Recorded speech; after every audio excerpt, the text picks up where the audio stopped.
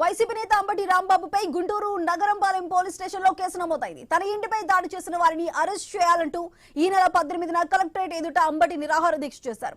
అయితే ఆ దీక్షకు అనుమతులు లేవని పోలీసులు తెలిపారు. అనుమతులు లేకుండా దీక్ష చేపట్టారని, ట్రాఫిక్ కు అంతరాయం కలిగించారని కేసు నమోదు చేశారు. కంకరగుంట పైవంతెన, కలెక్టరేట్, నగరంపాలెం ప్రాంతాల్లో ట్రాఫిక్ కు తీవ్ర అంతరాయం కలిగింది. అనుమతులు లేకుండా దీక్ష శిబిరం ఏర్పాటు చేసి ప్రజలకు ఇబ్బంది కలిగించారని పోలీసులు కేసు నమోదు చేశారు. అంబటిపై నమోదైన కేసులకు సంబంధించి పూర్తి సమాచారం మా ప్రతినిధి నాగేశ్వరరావు అందిస్తారు. నాగేశ్వరరావు, చెప్పండి.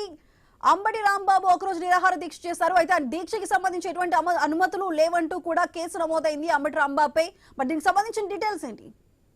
ఏదైతే గుంటూరు వైకాపా నేత ఏదైతే అంబటి రాంబాబుపై కేసు నమోదైంటే నగరంపాలెం పోలీస్ స్టేషన్ లో ఏదైతే సోమవారం అయితే కేసు నమోదైనట్లుగా అధికారులు చెప్తున్న పరిస్థితి అయితే ఉంది. అయితే తన ఇంటిపై దాడి చేసిన వారిని అరెస్ట్ చేయాలంటూ అంబటి రాంబాబు నిరాహార దీక్ష చేపట్టిన పరిస్థితి అయితే ఉంది. అయితే ఈ నెల 18న కలెక్టరేట్ ఎదుర అనుమతి లేకుండా దీక్ష నిర్వహించినట్లుగా పోలీసులు చెప్పిన పరిస్థితి అయితే ఉంది. ముందుగానే వేరే ప్రదేశానికి ఎంపిక చేసుకోవాలని కూడా పోలీసులు సూచించినట్లు. అయితే ఇదంతా కూడా పట్టించుకోకుండా దీక్ష అక్కడే ప్రారంభించడం, అలాగే దానికి సంబంధించి కంకరగుంట, పైవంతెన, అలాగే కలెక్టరేట్, నగరంపాలెం ప్రాంతాల్లో ట్రాఫిక్ తీవ్ర అంతరాయం కలిగించడం, ఇలాంటి అంశాలపై అయితే అలాగే ఏదైతే వాటికి సంబంధించి ప్రజలకు అయితే తీవ్ర అడ్డంకులు నిర్మించినట్టు, అలాగే గుమ్మిగూడి వారందరూ కూడా అక్కడ ఏదైతే టెంట్ వేసి కలెక్టరేట్ ఎదురు నిరాహార దీక్ష చేపట్టడం పైగా పోలీసులు కేసు నమోదు చేసినట్టుగా తెలుపుతున్నారు. అయితే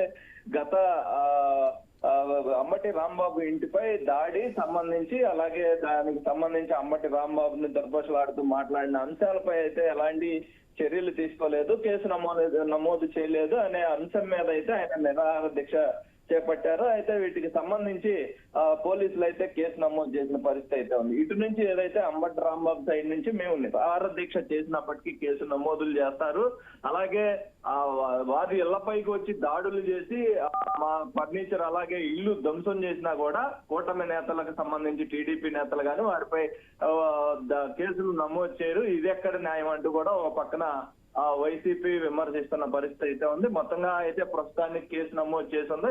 దానిపై కూడా పోలీసులు విచారణ అయితే జరుగుతున్న పరిస్థితి అయితే ఉంది. Right Nageswara Rao, thank you.